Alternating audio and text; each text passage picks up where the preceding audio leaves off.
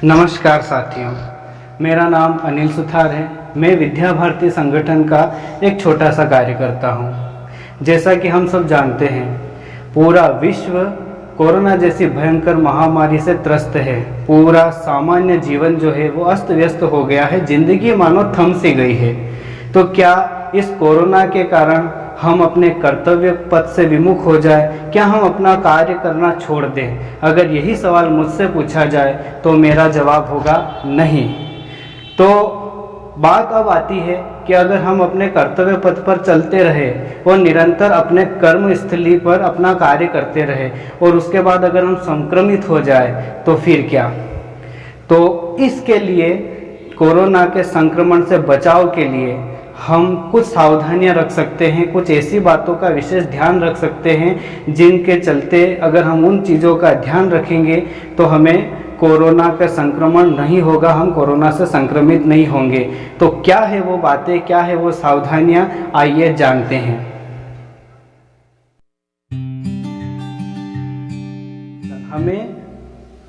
हमें प्रतिदिन सुबह उठकर गर्म पानी का सेवन करना चाहिए। गर्म पानी पीने से बहुत सारे फायदे होते हैं। कोरोना संक्रमण से हमारा श्वसन तंत्र पूरी तरह से प्रभावित होता है। श्वसन तंत्र प्रभावित होने से हमें सांस लेने में तकलीफ होती है। गर्म पानी पीने से हमारी श्वास नली और फेफड़े में जो कफ जमा होता है, उस कफ को एक गर्म पानी धीरे धीरे साफ करता रहता है। और गर्म पानी पीने से हमारी जो पाचन तंत्र है, मेटाबॉलिक एक्टिविटी है, वो भी व्यवस्थित होती जाती है। प्रतिदिन सुबह उठकर व्यायाम और योग को 15 से 20 मिनट करना चाहिए। प्राणायाम और योगाभ्यास करने से हमारा शरीर जो है आंतरिक रूप से मजबूत होता है।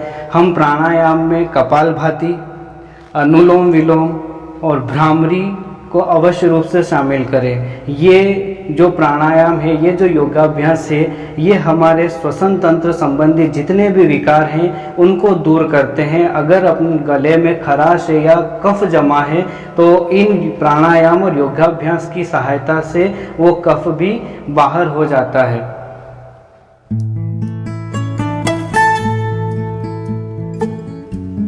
हमें सप्ताह में कम से कम एक दिन काढ़े का सेवन करना चाहिए। काढ़ा हमारे रोग प्रतिरोधक क्षमता को मजबूत करता है, हमारे इम्यून सिस्टम को मजबूत करता है। काढ़े में हम अदरक, तुलसी, लौंग, काली मिर्च, दालचीनी, अजवाइन, लहसुन तथा गुड़ को शामिल कर सकते हैं। इन पदार्थों की सहायता से हम ये काढ़ा घर पे भी तैयार कर सकते हैं। और अगर हम घर पे इसे नहीं बना सकते तो आयुष मंत्रालय के द्वारा निःशुल्क रूप से भी ये काढ़े की सामग्री मिल रही है। हम वहाँ से ये काढ़े की जो सामग्री है वो प्राप्त कर सकते हैं।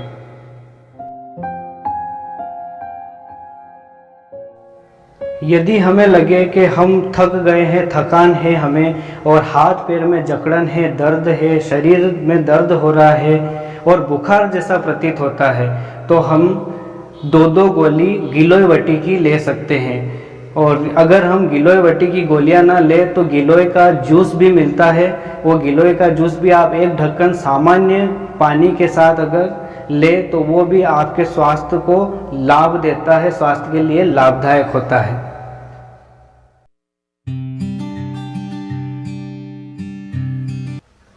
सप्ताह में कम से कम 2 या 3 दिन गर्म पानी की भाप हमें रात को सोते समय या दिन में किसी भी समय हम ले सकते हैं। पर अगर रात को सोते समय गर्म पानी की भाप ली जाए तो वो हमें, हमारे शरीर के लिए काफ़ी लाभदायक होगी।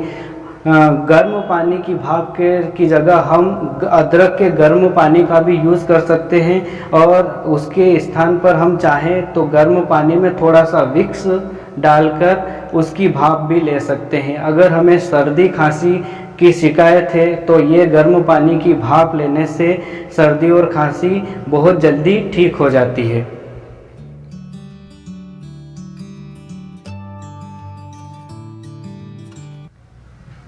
प्रतिदिन रात को सोने से पहले हल्दी वाले दूध का भी प्रयोग करना चाहिए। हल्दी आयुर्वेदिक तौर पर बहुत ही गुणकारी औषधि है। ये एंटीबायोटिक के तौर पर काम आती है। हल्दी वाला दूध पीने से हमारा इम्यून सिस्टम जो है वो मजबूत होता है और हल्दी वाला दूध हमें शक्ति प्रदान करता है। तो हल्दी वाले दूध का सेवन करने से हम जो सूक्ष्म जीवों, बैक्टीरिया और वायरस द्वारा होने वाले संक्रमण है उसको काफ़ी हद तक कम किया जा सकता है। इसलिए हल्दी वाले दूध का सेवन हमें प्रतिदिन करना ही चाहिए।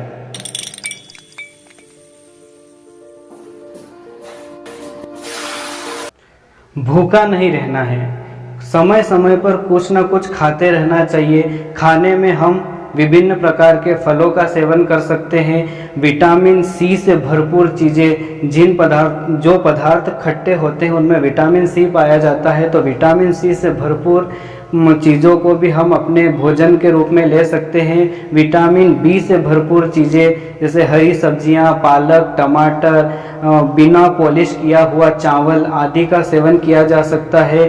प्रोटीन का भी उपयोग हमें प्रतिदिन और भरपूर करना चाहिए। ये चीज़ें हमारे इम्यून सिस्टम को मजबूत करती है और हमारी रोगों से लड़ने की जो क्षमता है उसको मजबूत करती है। हम इनके सेवन करने से विभिन्न प्रकार के रोगों से बचाव कर सकते हैं।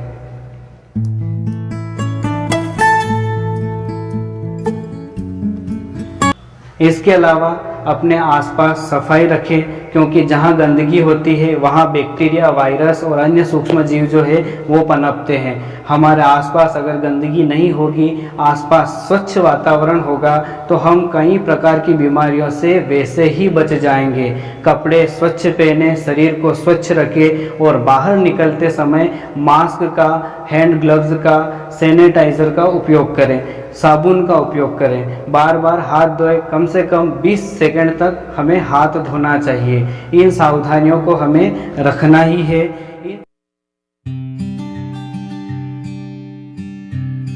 इन सब के अतिरिक्त जो सबसे बड़ी चीज़ है वो है हमारी सकारात्मक सोच। यदि हम ये सोच लेंगे कि हम कोरोना के कारण हम कहीं बाहर नहीं घूम सकते या ये काम नहीं कर सकते या हम ऐसा करेंगे तो कोरोना हो जाएगा, तो वो चीज़ अगर हमने हमारे मन में बिठा ली तो हम मानसिक तौर पे या साइकोलॉजिकली तौर पे पूरी तरह से इससे ग्रसित हो जाएंगे। और अगर हम मानसिक तौर पे या साइकोलॉजिकली तौर पे इससे ग्रसित हो गए तो हमारे शरीर वैसे ही लक्षण, जो कोरोना के लक्षण हैं वैसे ही लक्षण या वैसा ही रिस्पॉन्स देने लगेगा और हमें वैसे ही लक्षण दिखाई देने लगेंगे।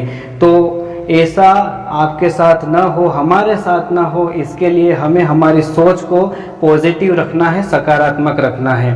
पॉजिटिव सोच रखिए और इन सभी बीमारियों से या कोरोना के संक्रमण से बच के रहिए। आशा करता हूँ कि आप इन सब बातों का विशेष तौर पर ध्यान रखेंगे और कोरोना के संक्रमण से अपने स्वयं का बचाव करेंगे। अपने आसपास के लोगों को, अपने दोस्तों को, अपने परिवार वालों को भी इन सभी बातों से अवगत कराएंगे और उन्हें भी कोरोना के संक्रमण से कैसे बचाया जा सकता है इसका ज्ञान देंगे, इनके बारे में जानकारी देंगे। सर्वे भवन्तु सुखिनः, सर्वे सन्तु निरामया। सभी सुखी हो, सभी निरोग हो। इन्हीं कामनाओं के साथ मैं आपसे विदा लेता हूँ। धन्यवाद। जय हिंद। वंदे मातरम।